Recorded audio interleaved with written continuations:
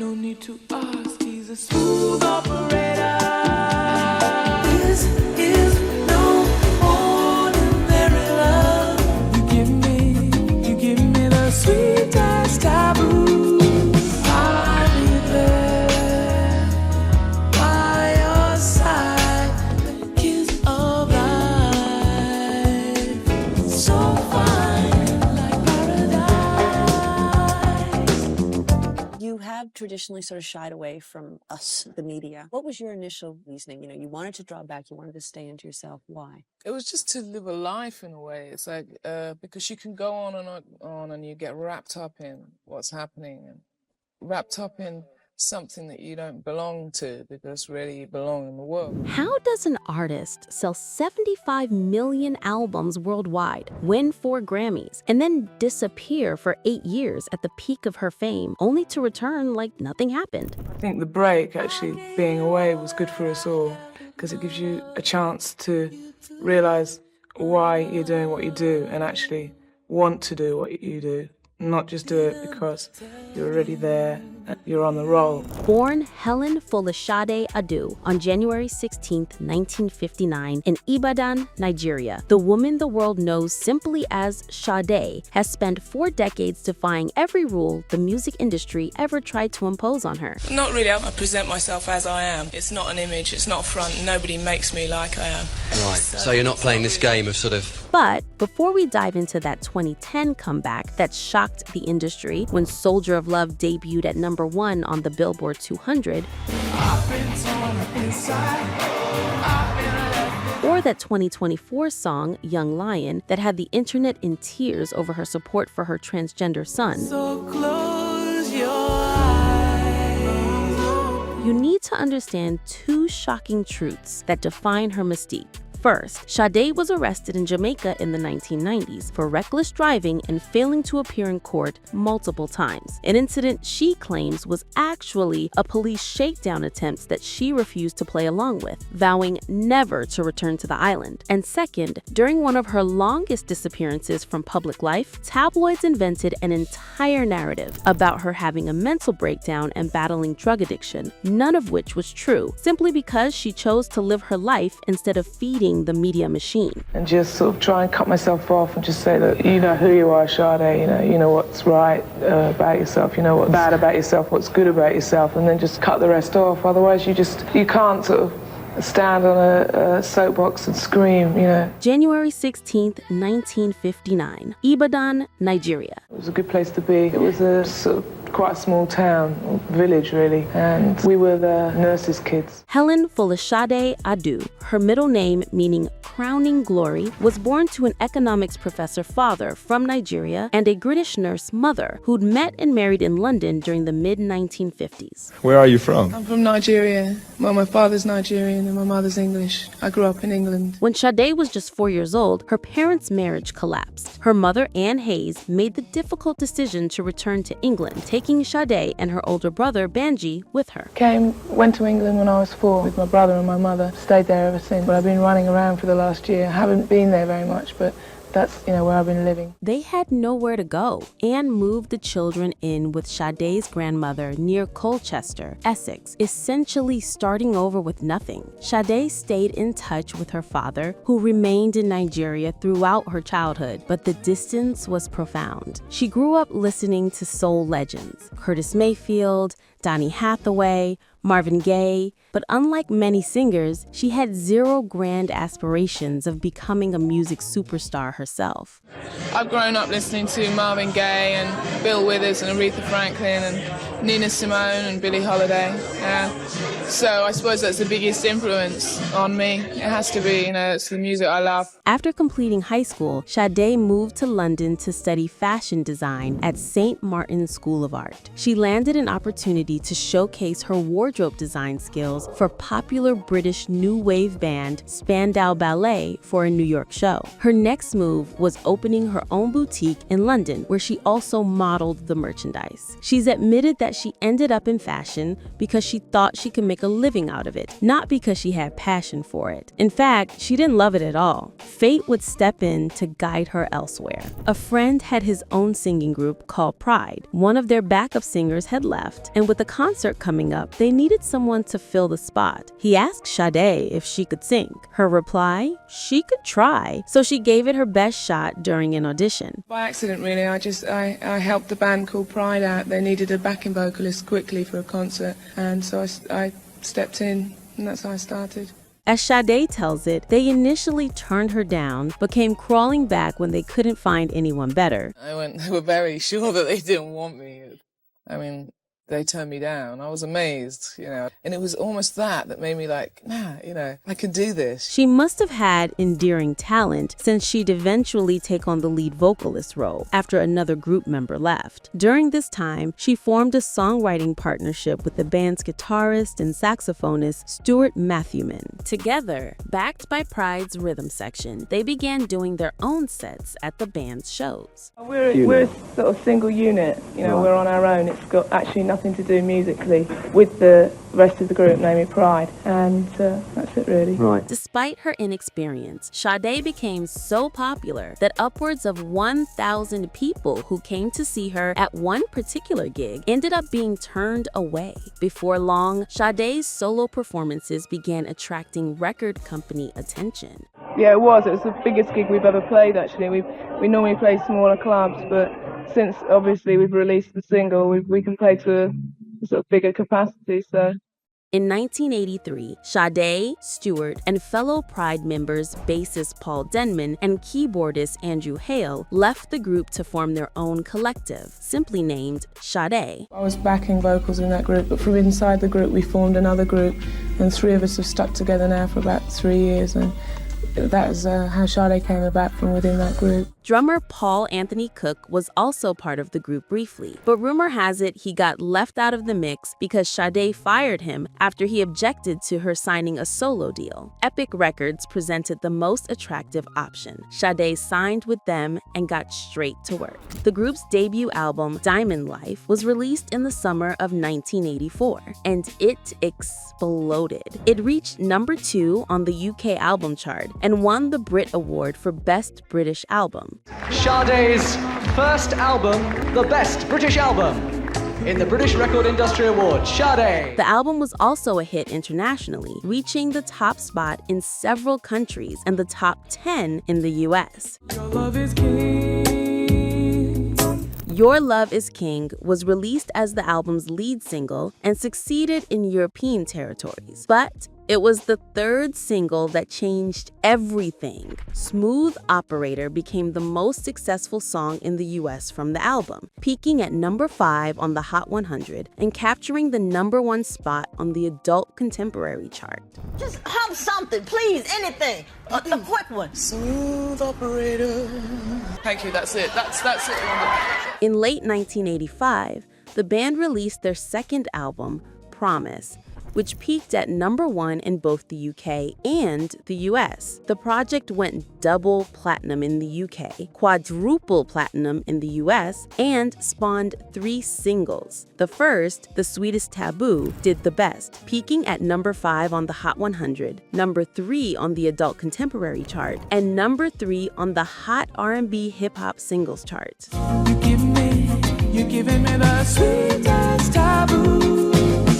The following year, 1986, the band won a Grammy for Best New Artist. And the best new artist is Sade, darling. By this point, Sade had become a global phenomenon. Her voice, smooth, sultry, sophisticated, stood in stark contrast to the flashy, synth-heavy pop dominating the mid-1980s. While Madonna and Cyndi Lauper had fun with flashy fashions and sexy lyrics, Sade burst burst onto the scene, making headlines with her smooth sound and elegant style. With luck, people may like it and people may not, but that's not really the main objective, is to make a piece of work that you feel as proud as you can, of your own work. Sade's third album, Stronger Than Pride, was released in 1988, 3 years after Promise. Like their previous album, it became a commercial success, going platinum in the UK and 3 times platinum in the US. The album was popularized by 4 singles, most notably Paradise, which became another top 20 pop hit and shot to #1 on the R&B hip-hop songs chart, the band's first single to do so. I wasn't expecting such commercial success, and none of us were.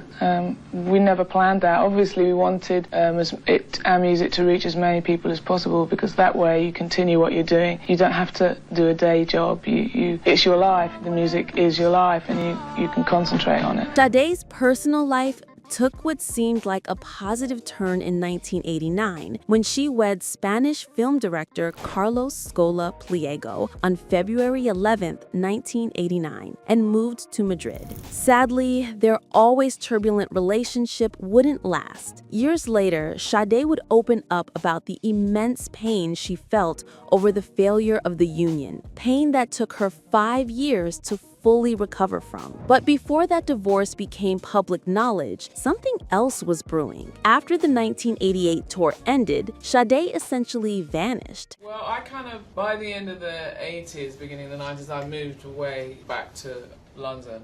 The 4-year gap between Stronger Than Pride and what would become her next album was the biggest thus far, and it caused the lead singer to have to deal with an array of tabloid-generated rumors. The rumors said she was in a mental hospital after an emotional breakdown. They said she suffered from various drug abuses. The stories got more elaborate with each passing month: divorced, drug-addicted, mentally unstable. Some tabloids even claimed she was buying a soccer team. I've been pregnant, I've been married and divorced, I've had an affair with Julio Iglesias. Thank you very much. The real reason for the absence? She needed to take time off after the 1988 tour came to an end and left her drained. As Sade explained, they had forgotten what life was all about. The best part of what they do is making records, and if you don't have any time away from the music business, there's nothing that really inspires you to make a record. In 1992, Sade released Love Deluxe as the band's 4th studio album. It peaked at #3 and went on to become certified 4 times platinum in the US. The lead single, No Ordinary Love, locked down another Grammy win for Best R&B Performance by a duo or group with vocals. It's strange, but in a way, every artist needs a song that helps them break through, and that was our song. I don't think it's typical of our work. In 1995, Sade's divorce from Carlos was finalized. She moved briefly to the Caribbean to live with Jamaican music producer Bob Morgan in the late 1990s. On July 21, 1996, she gave birth to her first child, a daughter she named Michaelia Isla Adu.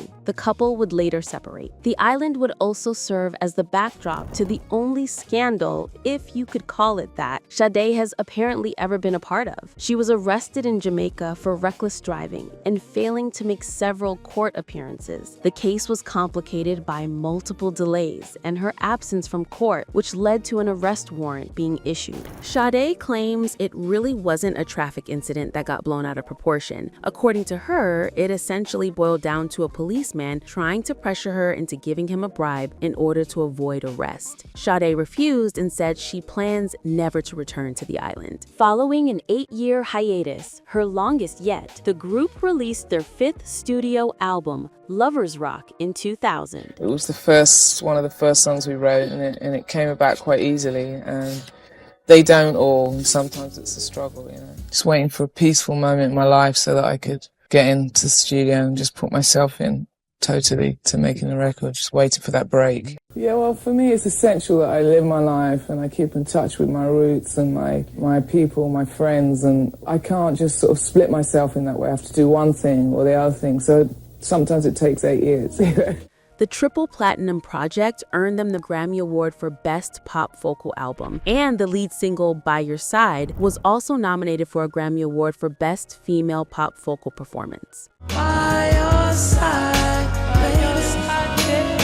have emotional problems in life, but I mean, mine aren't extreme, and it's nothing I can't deal with. I live my life, I have a colourful life, and I don't really want people to know about my life. After finishing off another tour in 2001, Sade retreated to her home in the Gloucester countryside, a rundown stone-built cottage near Stroud she'd purchased to renovate to give her young daughter her undivided attention. In 2007, Sade began a relationship with former Marine and fireman turned scientist Ian Watts.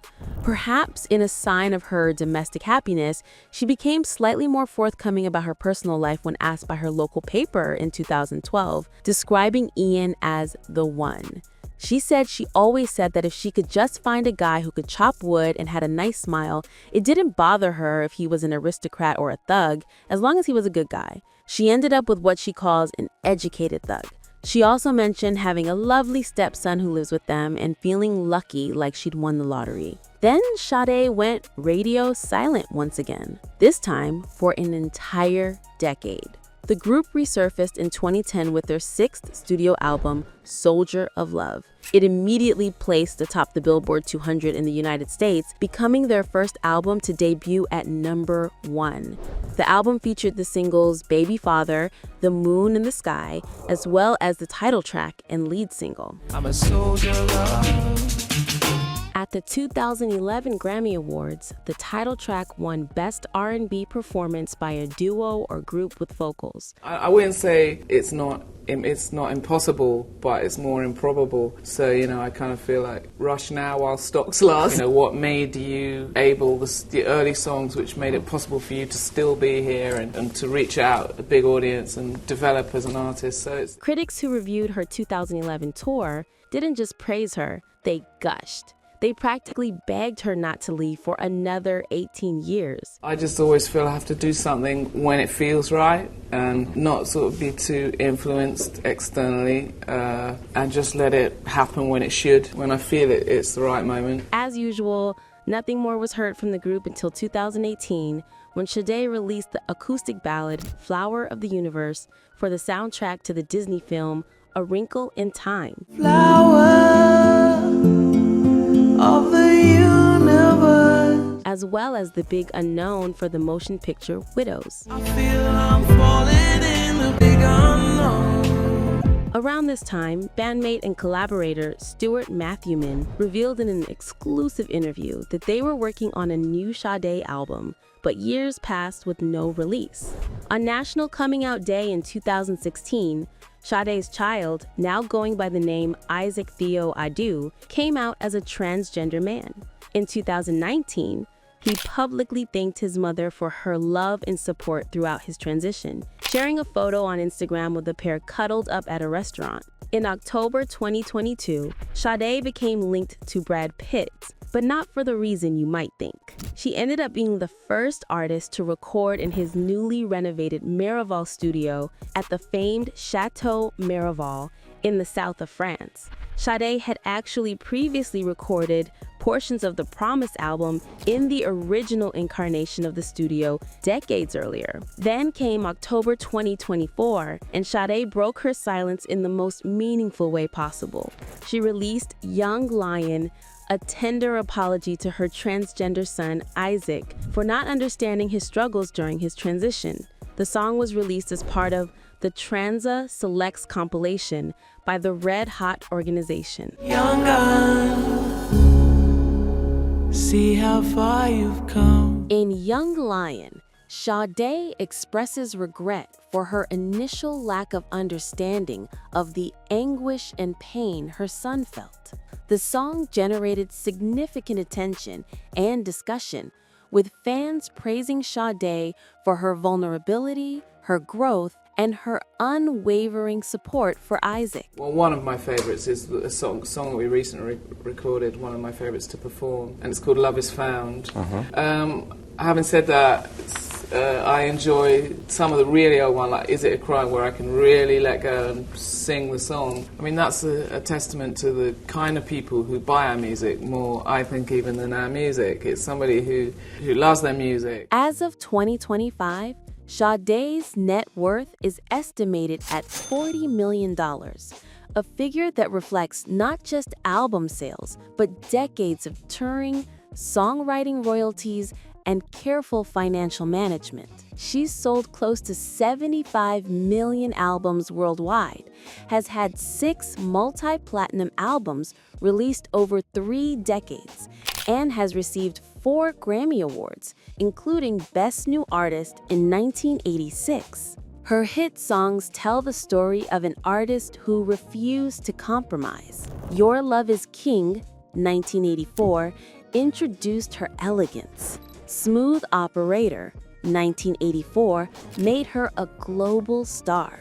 The Sweetest Taboo, 1985, showcased her sophistication. No Ordinary Love, 1992, proved her staying power. By Your Side, 2000, demonstrated her timelessness. And Soldier of Love, 2010, confirmed she could still dominate charts after decade-long absences. Sade is my favorite artist. There's no other artist on this earth like Sade. Sade has been ranked number 66 on VH1's Greatest Women of Rock and Roll and number 34 on VH1's 100 Sexiest Artists. She was awarded the OBE, Officer of the Order of the British Empire, in the 2002 Queen's New Year's Honours List, and the CBE, Commander of the Order of the British Empire, in the 2017 Queen's Birthday Honours List for her services to music. But perhaps the best summation of Sade's approach to her career and her life can be found in something that happened years ago. In 2000, when By Your Side came out, after her longest absence at the time from the music scene, an unknown vandal spray-painted across some posters in New York City advertising the song. The graffiti read, "Bitch sings when she wants to." Sade saw it, and she loved it. Because that's exactly who she is, an artist who operates on her own timeline, who disappears when she needs to live her life, who refuses to explain herself to tabloids or industry executives, who will take 8 years between albums if that's what she needs, who will defend her son publicly when it matters, and who will return when she's ready with music that reminds the world why they waited. At 65 years old, Sade remains one of the most enigmatic, elegant, and uncompromising artists in music history, proving that you don't have to play by the industry's rules to build a legendary career. You just have to sing when you want to, and make sure that when you do, every note is worth the wait.